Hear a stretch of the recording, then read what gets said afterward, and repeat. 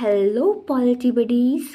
हम अपने B political science college exam and competitive exam की सीरीज़ को कंटिन्यू कर रहे थे, जिसमें हमने यूनिट 4 में हाई कोर्ट सुप्रीम कोर्ट पढ़ लिया है और अब हम next topic that is judicial review को करने वाले हैं। सो आइए चलिए स्टार्ट करते हैं विद द इंट्रोडक्शन पार्ट। अगर सिंपल लैंग्वेज में बात करें जुडिशियल रिव्यू की, तो ये क्या होता है कि गलतियाँ किससे नहीं होती हैं। सेम थिंग हमारे जजेस से भी कभी कभी होती हैं, या किसी चीज़ों को दोबारा देखने की भी ज़रूरत होती है। बस केसेस को दोबारा से देखना, दोबारा से रिव्यू करना ही जुडिशियल रिव्यू कहलाता है। जुडिशियल रिव्यू हमारी जुडिशरी का पावर है कि हाँ, हमने कुछ डिसीजन लिए हैं तो हम उसे दोबारा देख सकते हैं। प्लस कोई भी कानून है तो कॉन्स्टिट्यूशन के हिसाब से है या नहीं है, लेजिस्लेचर कॉन्स्टिट्यूशन के अंदर रह के कोई कानून बना रहे हैं या नहीं बना रहे हैं, या फिर आपके जो एग्जीक्यूटिव का एक्शन है वो जुडिशरी के अकॉर्डिंग सही है या नहीं है, ये सब को रिव्यू करना, एग्जामिन करना comes under judicial review. Government के एक्शंस लीगल है, लेजिटिमेट है या नहीं है, जुडिशियल रिव्यू। ठीक है, जुडिशियल रिव्यू को हम और एक नाम से जानते हैं, that is interpretational and observer role of judiciary. मतलब कि जुडिशियल रिव्यू में क्या होता है कि हमारी जो हाई कोर्ट है, सुप्रीम कोर्ट है, ये सब का काम होता है कि ऑब्जर्वर की तरफ करना, इंटरप्रेट करना जो भी केसेस हैं उसको, और तो और जितने भी इनैक्टमेंट्स हो रहे हैं या ऑर्डर्स हैं, ठीक है, आपने पहले उसको सॉल्व कर चुका है बट चैलेंज्ड है अगर वो, तो उसको दोबारा देखना है, यही है जुडिशियल रिव्यू। अब आइए समझते हैं हम इसके हिस्टोरिकल बैकग्राउंड को। तो कहानी शुरू होती है हमारी यूनाइटेड स्टेट्स ऑफ अमेरिका से। यहाँ के पे सुप्रीम कोर्ट में की बात है 1803 में। उस टाइम पे वहाँ के चीफ जस्टिस थे जॉन मार्शल। एक बहुत ही फेमस केस यूएस का, that is Marbury v Madison, 1803 में हुआ था।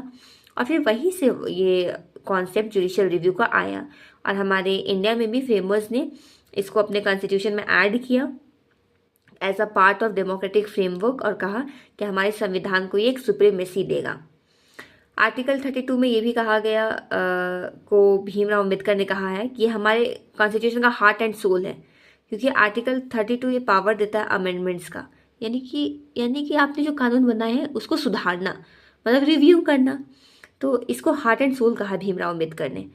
तो this was the historical background. अब हमारे इंडियन कॉन्स्टिट्यूशन में जुडिशियल रिव्यू के बारे में क्या क्या कॉन्स्टिट्यूशनल प्रोविजंस है उसको समझते हैं। So now let's come to the constitutional provisions. पहला जगह आर्टिकल 13, इसमें लॉ इनकंसिस्टेंट, मतलब क्या है कि हमारे फंडामेंटल राइट्स को कम करने वाला कोई भी अगर कानून आता है तो वो कानून इलीगल होगा। आर्टिकल 32 के तहत सुप्रीम कोर्ट रिट इशू कर सकती है। रिट की वीडियो आपको चैनल पे मिल जाएगी रिट्स के बारे में। ठीक है, फंडामेंटल राइट्स का हनन होता है ना, तो फिर हम लोग को उसके अकॉर्डिंगली हम लोग रिट इशू करते हैं सुप्रीम कोर्ट सेंट्रल लेवल पे। फिर आर्टिकल 131 से 136 में क्या हुआ, डिस्प्यूट्स या किसी की अपील सुनना है या पेटिशंस का, ये सब चीज़ कौन देखेंगे, जुडिशियल रिव्यू की तरफ से हिंटवाता है। आर्टिकल 226 के तहत हाई कोर्ट स्टेट लेवल पे रिट इशू कर सकते हैं। आर्टिकल 227 के तहत हाई कोर्ट ही जो है, जितने भी उसके नीचे के जुरिस्डिक्शन के एरिया में जो कोर्ट्स आ जाएंगे, सबऑर्डिनेट कोर्ट्स या ट्रिब्यूनल्स, वो सबको सुपरवाइज करने का ये काम देखती है। अब with this let's come to the types of a judicial review. So yes, मैंने जुडिशियल रिव्यू को 3 टाइप्स में डिवाइड किया है। पहला हो गया रिव्यू ऑफ लेजिस्लेटिव एक्शंस, दूसरा रिव्यू ऑफ एग्जीक्यूटिव एक्शंस, और तीसरा हो गया रिव्यू ऑफ कॉन्स्टिट्यूशनल अमेंडमेंट्स। एक एक करके समझते हैं। लेजिस्लेटिव एक्शंस में आ जाएगा ना कि जितने भी हमारे लॉज बन रहे हैं, वो लॉ अमेंडमेंट्स, लॉज जो है वो सही से है या नहीं है, कॉन्स्टिट्यूशनल है या नहीं है, ये सबको रिव्यू करने का काम ये आ जाएगा रिव्यू ऑफ लेजिस्लेटिव एक्शंस में। फिर जो हमारे एग्जीक्यूटिव हैं वो क्या पॉलिसीज ला रहे हैं, क्या एक्शंस ले रहे हैं, उसको अगर रिव्यू करना होगा कि को कॉन्स्टिट्यूशनल है या नहीं है, ये हम लोग देखेंगे सेकेंड टाइप में, that is review of executive actions में। और तीसरा में अमेंडमेंट्स। मैंने यहाँ पे लिखा भी केशवानंद भारती केस 1973, जो कि वर्सेस केरला गवर्नमेंट हुआ था। तो यहाँ पे क्या हुआ कि कॉन्स्टिट्यूशनल अमेंडमेंट, इसमें हम लोग देखते हैं कि जो भी कुछ केसेस हैं जिसमें कि अमेंडमेंट्स की बात की जा रही है, रिव्यू करने की बात की जा रही है, तो ये एक टाइप में आता है जिसमें कि हम लोग को मेंटेन करके रखना है हमारे कॉन्स्टिट्यूशन के बेसिक स्ट्रक्चर को हमने इससे सीखा। तो this was the 3 types of our judicial review. और आइए अब हम समझते हैं इसके इम्पॉर्टेंस को कि जुडिशियल रिव्यू इम्पॉर्टेंट कैसे है। तो पहला चीज़ ये है ना कि हमारा कॉन्स्टिट्यूशन सबसे ऊपर है, सबसे सुप्रीम है। ये चीज़ को अपहोल्ड कौन करता है? तो of course none other than judicial review का ही ये काम है। हमारे फंडामेंटल राइट्स को सेफगार्ड करना, इतने सारे आर्टिकल्स 32 आर्टिकल 226 ये सब जो दे रहे हैं, इसे सेफगार्ड हो रहा है ना फंडामेंटल राइट्स। और तो और जो लेजिस्लेचर है, एग्जीक्यूटिव अपने पावर का मिसयूज भी नहीं कर सकते just because of judicial review. इससे क्या रहेगा कि फेडरल बैलेंस बना रहेगा। स्टेट हो या चाहे यूनियन हो, ये दोनों के बीच का जो बैलेंस है ये जुडिशियल रिव्यू ही तो मेंटेन कर रहा है। और इस प्रकार से हमारी डेमोक्रेसी स्ट्रेंथन हो रही है, ताकतवर बन रही है। अब आइए समझते हैं कुछ इंपॉर्टेंट लैंडमार्क जजमेंट्स को, जिससे हम लोग जुडिशियल रिव्यू को और अच्छे से समझ सकते हैं, इसके इंपॉर्टेंस को भी।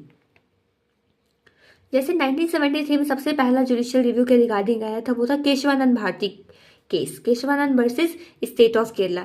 यहाँ पे हमने देखा कि कैसे अमेंडमेंट्स की बात की जा रही थी और फाइनली ये देखा गया कि अमेंडमेंट्स होनी चाहिए, जरूरत पड़ेगी तो होगी भी, बट येस कॉन्स्टिट्यूशन के बेसिक स्ट्रक्चर के साथ छेड़छाड़ नहीं करके।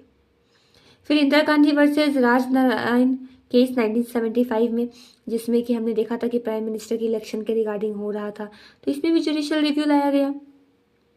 फिर Minerva Mills and versus Union of India, ये जो 1980 में आया था, इसमें भी ये चीज़ देखा गया कि हमारा जो कॉन्स्टिट्यूशन है उसका बेसिक स्ट्रक्चर को ऑलवेज मेंटेन करना है।